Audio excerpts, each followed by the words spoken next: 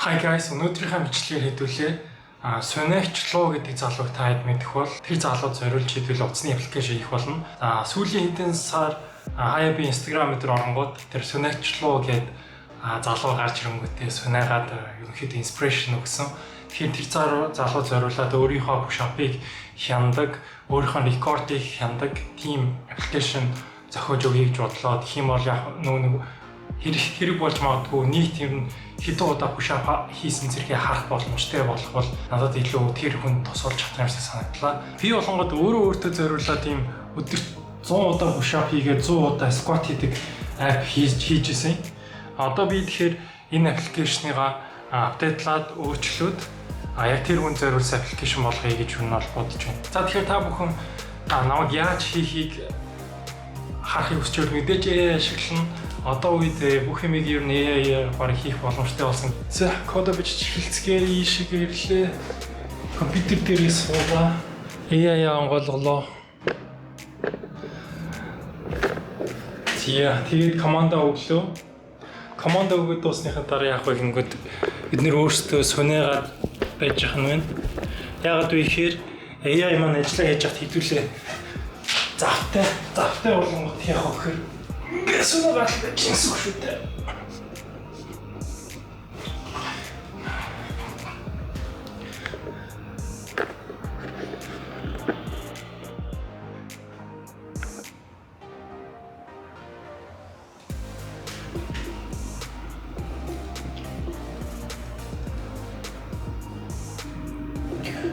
За ямар ч хэсэг хугацааны дараа суусаар яжгаад аппликейшн хийжлээ. За одоо энэ яадгийг ер нь таад тайлбарлаж өгье. За та өдөр болгон нэг бол push up хийж болно, нэг бол squat хийж болно. За тэрийг ингээд хийсэн доогоор ингээд тэмдэглээд явчихна. За эсвэл гид таталт хийж болно. Тэгээ ингээд энийгээ тэмдэглээд явчихна гэсэн. За тэгэнгүүт энэ хуудсан дээр буюу өнөөдөр хийсэн юм уу хийгээгүй юм уу гэдгийг хадгалаад явчихна. За мөн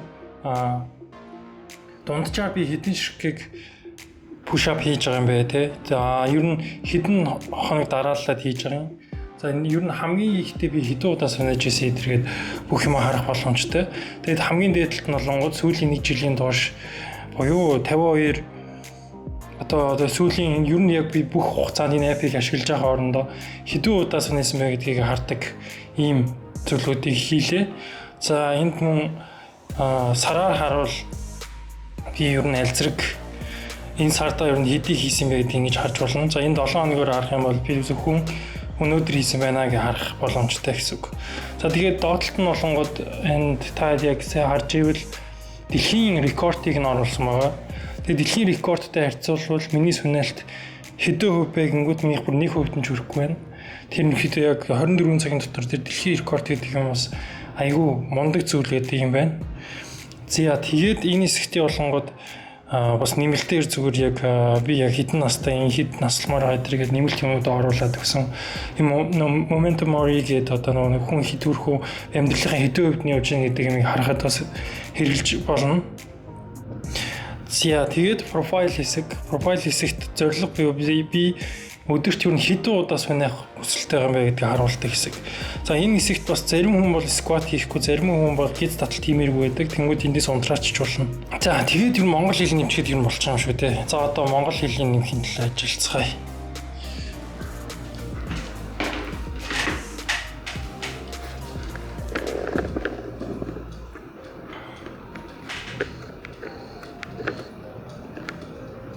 За одоо яаж монгол хэл нэмэх вэ гэнгүүт add Mongolian language support гэж AI-да хэлчихнэ гэсэн үг. Хэрвээ та үзэж байгаа бол AI ямар амар төвшөнд хүрсэн байгаа гэдгийг та ер нь бол анзаарч байгаа ах гэж найдаж байна.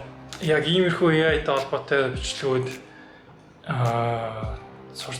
заавар дээр одоо ер нь бол зөндөө байгаа ах та интернетээс хайгаад олоод үзээрэй гэж бодож байна. Ялангуяа та оффист компьютероор хийдэг ажилтай бол танд бол заавал хэрэгтэй. Яагаад вэ гэхээр таны ажлыг бүр маш хөнгөвчлөн зарим хүмүүс бүр өдөржин хийдэг байсан ажлаа хүртэл автомат болгоцсон байгаа. Энэ нь миний бодлоор бол яг контент генерейт хийж мэйгээд байхаасаа илүү яг хувь хүн бүрт зориулаад өөрсдийнхөө ажлыг автомат болгоход илүү хэрэгтэй гэж харж байна. За тэгээд энэ хооронд манай AI минь ажилласаар л байна. Тэгээд мэдээж зөндөө алдаа гаргана. Тэрийг та бас ойлгох хэрэгтэй. Өөрийнхөө мэдлэгийг ашиглаад за хаана алдаагүй нэгдэг тэр юмнуудыг бас мэддэг байх хэрэгтэй л гэж үзээд байна. Одоо монгол хэл нэмэгдэж байна. Одоо жишээлбэл монгол хэл орчуулад дуусны дараа ихэнх үгнүүд нь айгүй буруу орчуулагдсан байж идэх болно. Тэгэхээр тэр болгоныг ерөнхийдөө би өөрөө хяндаг тэр хүн байх хэрэгтэй гэсэн үг шүү. Бусдаар бол за AI хийц ингээл шууд хамаагүй явуулаад байж болохгүй. Үргэлж анхааралтай байх хэрэгтэй. Тэгээд дээрэс нь ийм cloud code зэргийг ашиглаж байгаа бол нууцлал тал дээр ч гэсэн нь бол анхаарах хэрэгтэй. Яг үнэхээр нууц мэдээлэл өдр ахын бол энийг нь ашиглах хэрэггүй. Яагаад гэвэл бидний ашиглаж байгаа өдөр болгоны чат нь дараачийн модель трейн хийхэд ашиглагдж байгаа болгоод өөр хүн ямар нэгэн байдлаар яг таны ашиглаж исэн PDF материалтай холбоотой юм асуунгууд гарч ирэх магадaltaй гэсэн үг. Тэгэхээр хэрэгтэй нууц мэдээлэл, нууц код гэх мэтлэн зүйлүүдээ бол ийшээ ер нь явуулж хэрэггүй. Яагаад гэвэл энэ нь тухайн зүйл төр трейн хийдэг тухайн датагаа дахиж хүнд suggest хийж гаргаж ирэх боломжтой болохоор нь бол аюултай гэсэн үг шүү. За энэ хооронд хэдүүлээ бүр юу хийж болохоор нь дахиад өөр аппликейшнууд хөгжүүлж болохоор юм. Би бас хажуугаар нь өөр аппликейшнууд хөгжүүлээд байгаа. Ер нь одоо нэг ажил биш нэлээд хэдэн ажил хийх хэрэгтэй болчиход байгаа. За би энд одоо жишээлбэл англи хэл сурах утасны аппликейшн хийж байгаа. Тэгээд та хэрвээ мэдэх бол ингээд present simple present одоо юу гэдэг past tense гэдэргээл хичээлүүд байгаад байдаг шүү дээ. Энэ бүгднийг багшаасаа үл хамааран шууд аппликейшн ашиглаад сурах бүрэн боломжтой ийм аппликейшн хийж байгаа. За тэгээд одоо яг би бүх цагуудаа үзэж дууссан уу дуусаагүй юу те тэр мэдээллүүдээ тэр бүгдийг эндээс харах боломжтой. Тэгэхээр та хэд сонирхч байвал бас коммент секцэд бичээрэй. Тэгвэл би та хэд хандах эрхийг нээж өгч болно. Йоо эцэст нэг юм Монгол руу орчуулаад дуусчээ. За одоо тэгэхээр яадаг вэ гингүүд энэ дээр run гэж дараад тэнгүүд энэ нь шууд утсан дээр уншаад эхэлнэ. За ингээд orderly. За эндээс монгол хэл болгоно. Коя.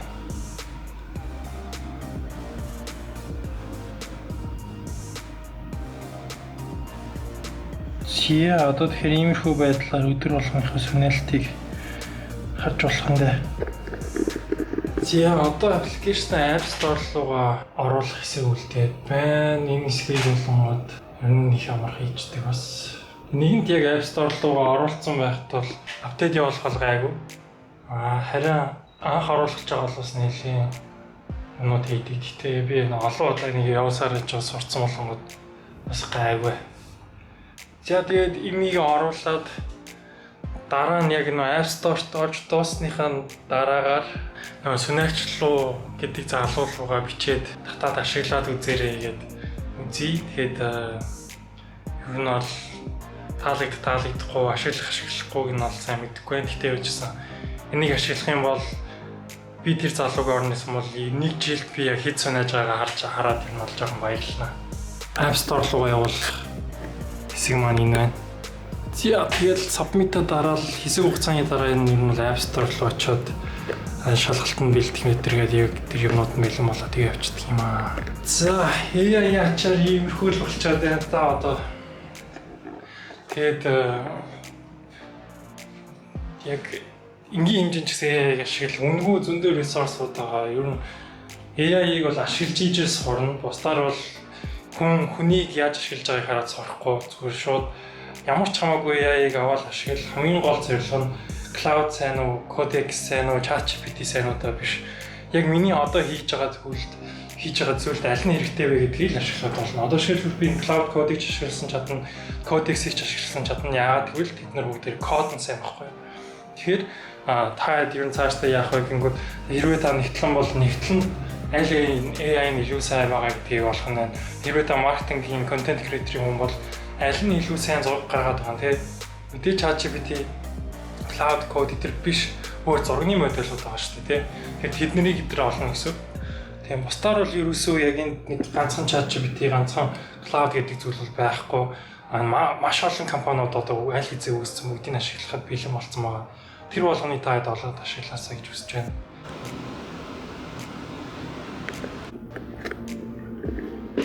За guys, өглөө болсон байна.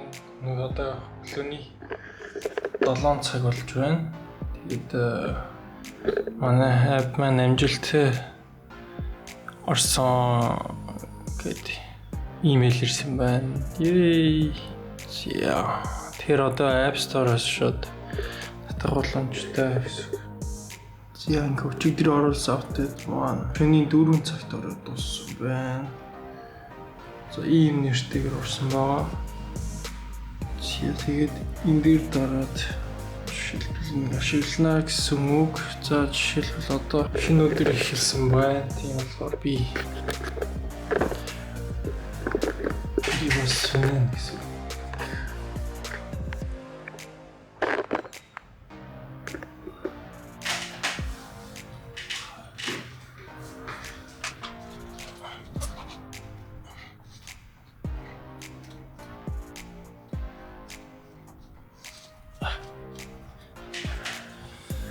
Яа, ингээд сэнага дуслаа.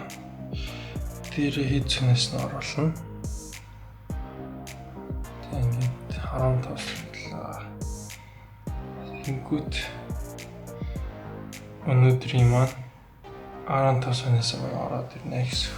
Сүүлийн 7 хоногт ингэж цэнэс үгүй. Сүүлийн сар 300.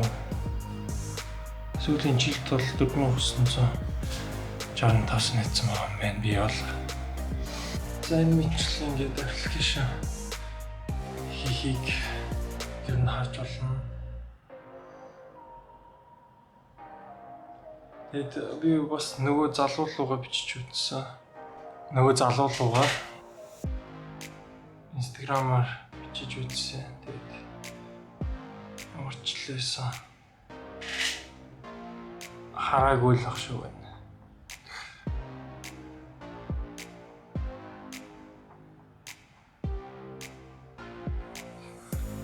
Тэгээд за харуул татгахаа гэж найдаж байна. Татахгүй байсан ч гэсэн зүгээр. За тэгээд таажихаа өөр аппликейшнаар уулзцгаая. Таадэд асуудлыг шийдэж чадсах үед тийм асуудал байх юм бол комент бичээрэй. Тэгээд тэрийг нэгтгэл аппликейшн болгоод хөгжүүлээд дэж болно шүү. За ямар ч хэлсэн нөгөө залуудгаа холбогдсон аппликейшнийг маань татсан ер нь бол хэрэг болж магадгүй байна гэж байлээ. Тэгээд та хийжсэн аппликейшнийг сонирхож байгаа бол би доор description дээр татах линкийг оруулчихъя. За тэгээд дараагийн влогоор